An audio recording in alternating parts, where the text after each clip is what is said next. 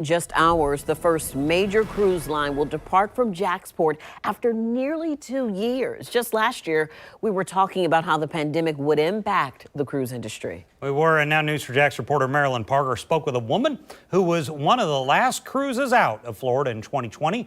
She says she's happy to hear the industry is getting back on its feet. When we last spoke to Sandra Diaconesco, she and her husband were stuck on a cruise ship due to COVID-19. They didn't cruise again until last November. The industry suspended operations because of the pandemic and experienced many changes. Now, 2 years later, the first major cruise ship is set to leave from Jacksport. Do you think you'll be leaving out of Jacksonville anytime? Oh, yes. We're already talking about it. You know, everybody has to make their own decision, but for us, it just makes sense.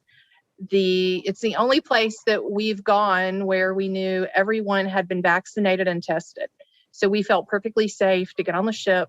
The Carnival Spirit docked at Dames Point this weekend. Crew members were spotted on board. We spoke with a travel agent who says this ship leaving Jacksport shows how the industry is recovering. Cruising seems like the last part of the travel industry that's kind of getting back out there and getting on the water. It's created a lot of demand for cruises, quite honestly. We are getting calls for people who are just trying to figure it out.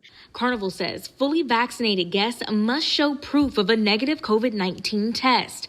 They do have vaccination exemptions for sailing. However, they must test negative 24 hours before sailing. Unvaccinated guests also have to have travel insurance.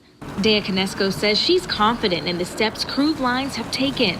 It's great to see everything returning to normal. And bringing major cruises back to the port gives people another option to travel and increase revenue in Jacksonville.